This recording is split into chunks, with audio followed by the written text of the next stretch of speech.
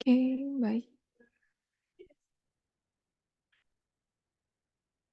Oke, baik, kita akan melanjutkan ANOVA ya. ANOVA yang sebelumnya adalah kita belajar teori dasarnya. Selanjutnya kita akan belajar terkait ANOVA yang ada dengan menggunakan Excel. Nah, ANOVA sendiri, analisis of variance, sebelumnya dibagi menjadi dua ya. Ada dua jenis analisis of variance, yaitu satu arah dan juga dua arah.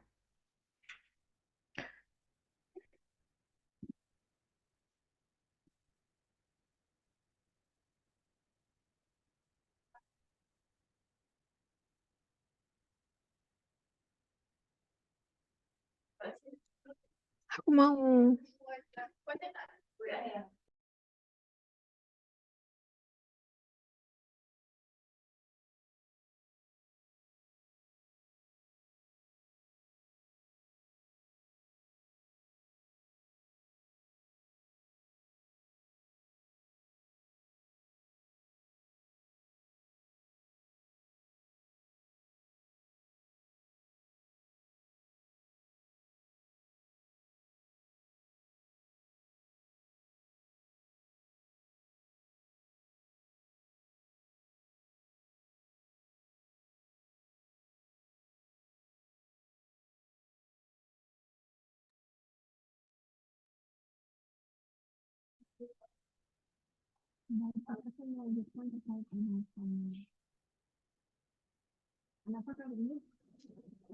Baik, kita akan melanjutkan terkait ANOVA ya.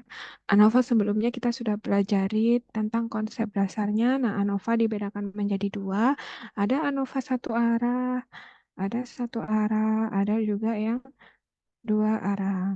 Nah, yang satu arah itu adalah contohnya apa? Kemarin sebelumnya. Nah, satu arah ini di sini kita menggunakan satu jenis variabel bebas.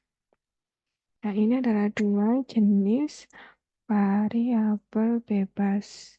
Nah, yang sebelumnya, yang satu jenis variabel bebas itu adalah yang kita contohkan di pertemuan selanjutnya itu ini ya, konsentrasi dari katalis. Nah, seperti itu.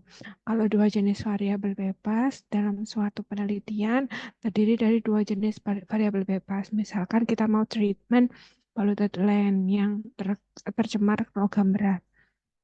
Ada logam yang bisa kita treatment dengan menggunakan, bisa menggunakan absorben, absorben alam, misalkan penambahan aktivitas karbon. Nah, penambahan aktivitas karbon itu juga ini ya sebagai variabel jenis satu jenis pertama variabel bebas. Kemudian jenis keduanya selain kita tambahkan dengan absorben, kita bisa tambahkan cacing. Nah, seperti itu. Itu adalah ANOVA jenis ANOVA yang dua arah. Nah, di sini ada satu case ya.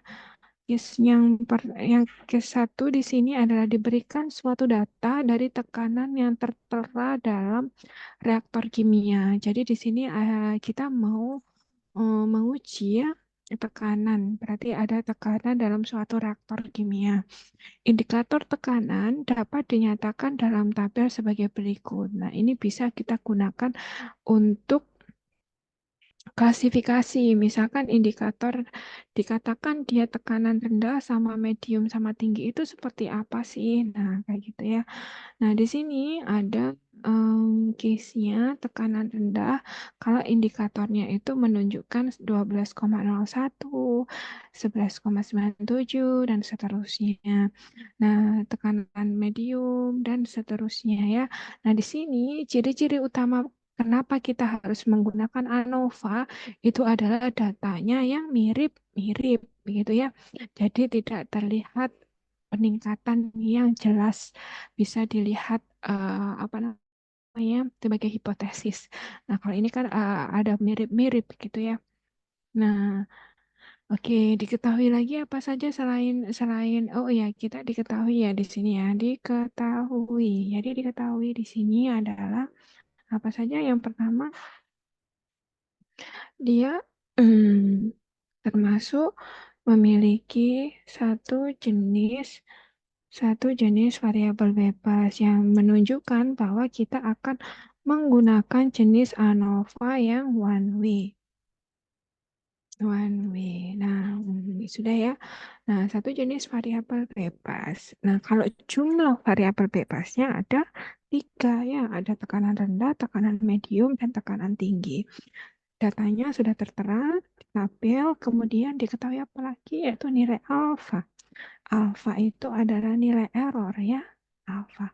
Di situ menunjukkan 1%. Nah, di sini catatan bahwa alfa itu terdiri dari umumnya ada tiga macam ya, 1%, 5%, dan 10%. Di pertemuan sebelumnya juga kita sudah ini ya, mengidentifikasi alfa-alfa itu sendiri penggunaannya seperti apa. Nah, kalau 10% kebanyakan kita gunakan di bidang ekonomi, sosial, dan lain sebagainya. Kemudian yang 5% itu biasanya kita gunakan di bidang sains, di bidang engineer, dan lain sebagainya ya. Kemudian kalau 1%, nah 1% ini adalah ini error yang kita gunakan ketika kita penelitian yang menyangkut jiwa, baik jiwa manusia gitu ya, baik misalkan penelitian di obat-obatan, misalkan vaksin dan lain sebagainya. Nah, selain itu kita bisa menggunakan di di penelitian yang K3 gitu ya, ada keselamatan yang menyangkut jiwa dari manusia itu sendiri. Nah, di sini menggunakan alfa yang 1%. Oke, kita rangkum semuanya yang diketahui sudah semuanya. Nah, kita akan ini ya, selanjutnya akan menguji. Sebelum kita menguji, kita harus menentukan suatu pernyataan nol atau H0-nya, hipotesis nolnya. Nah, hipotesis nol di sini itu adalah sama ya, artinya rata-rata rata-rata tekanan sama atau tidak memiliki perbedaan. Tidak memiliki perbedaan. Kalau pernyataan ini yang digunakan, ini saja. Kalau misalkan rata-rata tekanan sama, gitu ya, berarti kita menggunakan ya salah satunya saja, gitu ya. Tidak menggunakannya ini. Oke, ketahui sudah, kita menentukan H0 sudah. Nah, kita lanjut untuk mengolah data. Kita klik ke data, kita ambil data analisis, kita klik data analisis, ya, dia akan keluar. Nah, di sini ada beberapa nih analisis toolnya. Ini ANOVA. ANOVA berarti kita yang single factor. Oke ya. So, sorry sebelum. Nah, ANOVA di sini ada tiga ya. ANOVA single factor, two factor with replications, sama two factor without replications. Kalau single factor jelas ya satu jenis variabel bebas.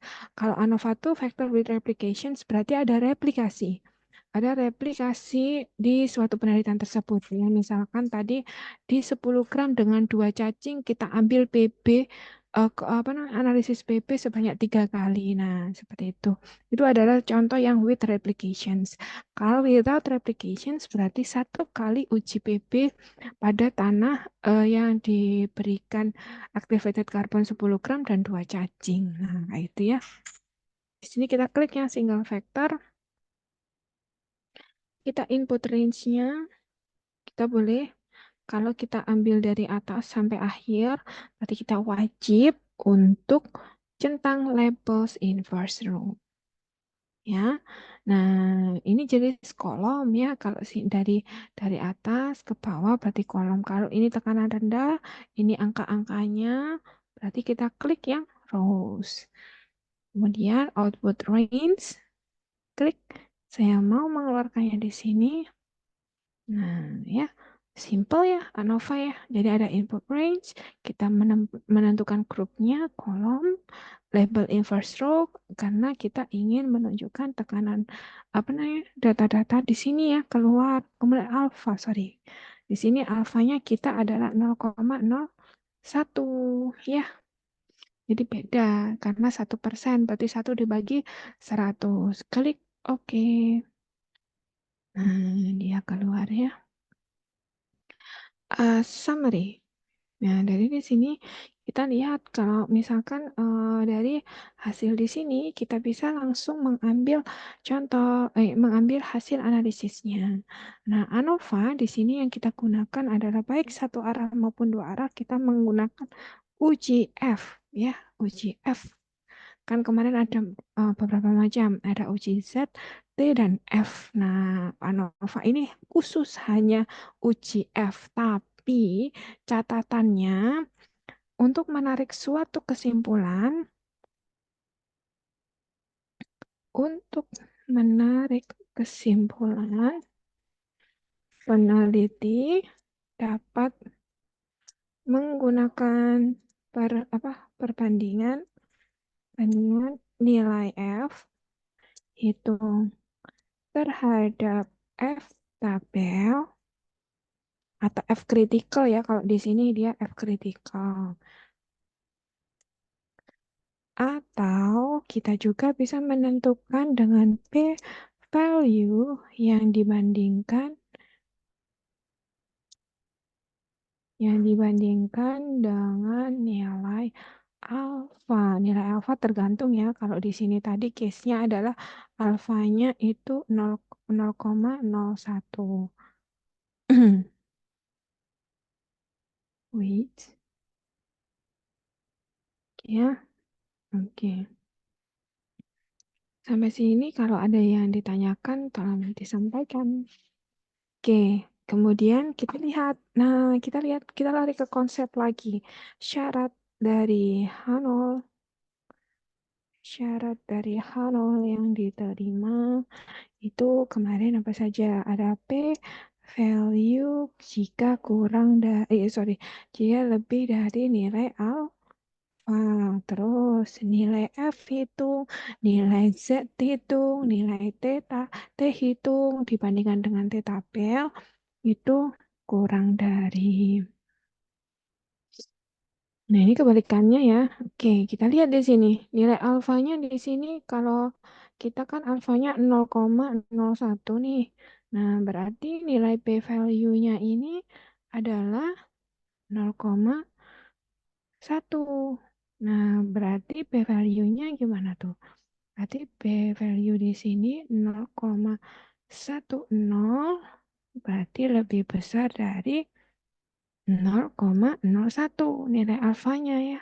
Jadi ini P value, kalau ini adalah alfa. Nah, dari sini kita lihat nih, dari P value saja kita bisa menyimpulkan. Apa simpulannya? Bahwa H0 diterima. H0 diterima. Oke, kita lihat. Sebenarnya pakai salah satu aja cukup ya, tapi kita coba buktikan bahwa F hitungnya bagaimana. Nah, F hitung di sini, F hitungnya berapa nih? F hitungnya 2, ini. Kemudian F tabelnya 6,9. F hitung. Ini F tabel. Nah, F hitung ini ternyata kurang dari F tabel. Maka kesimpulannya H0 diterima. Nah, kalau H0 diterima, apa tuh pernyataan yang tadi bahwa rata-rata tekanan tidak memiliki perbedaan. Berarti di sini kesimpulannya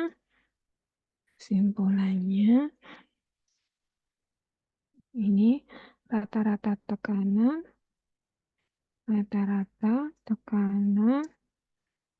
tidak memiliki perbedaan. Artinya kita tidak perlu ya mengklasifikasikan dari misalkan 11 sampai 12 ini termasuk tekanan rendah, tekanan tinggi atau medium. Kita anggap sama. Ini ya satu suara di sini nilai dari tekanannya. Begitu deh. Ini adalah salah satu contoh aplikasi dari ANOVA. Terima kasih. See you and good luck.